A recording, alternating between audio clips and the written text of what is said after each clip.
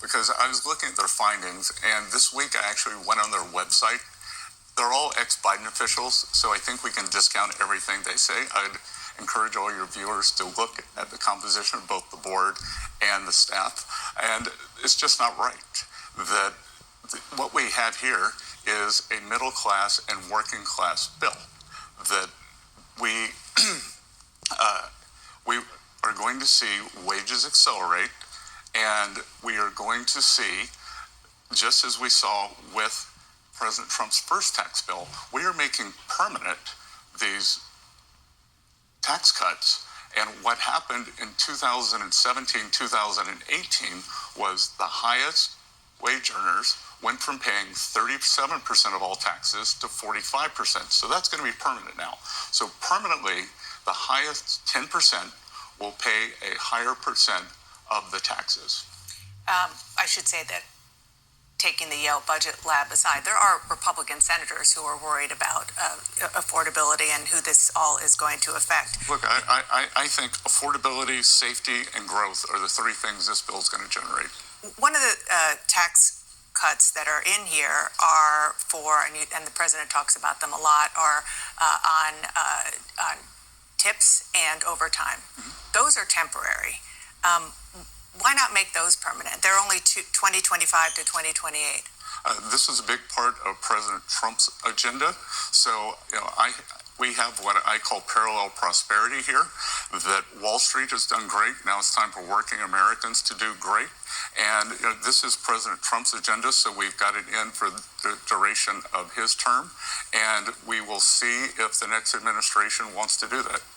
And just talking about the affordability, how is making cuts on Medicaid programs? Well, how does that, and how it affects the people who are at the lowest ranking when it comes to income, how does that help with the affordability crisis in America? Well, first of all, that affordability and saving Medicaid, let's separate those. And only in D.C.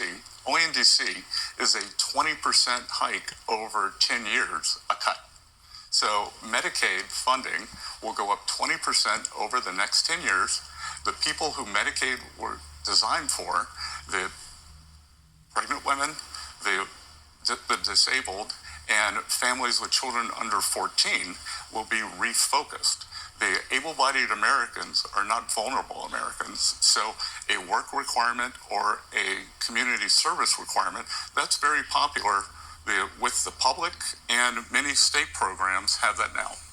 It might be popular, but it's not what the president promised. The president promised that there would not be changes to Medicaid benefits, and putting a work requirement is, by definition, a change to benefits. No, there are no change in benefits. There's a change in requirements to get the benefits. And what we are doing, we are bringing back manufacturing jobs. We are bringing back working class jobs. By securing the border, we have already seen working class wages move up. So we are creating jobs. People can get off Medicaid and get a job that has good health care benefits.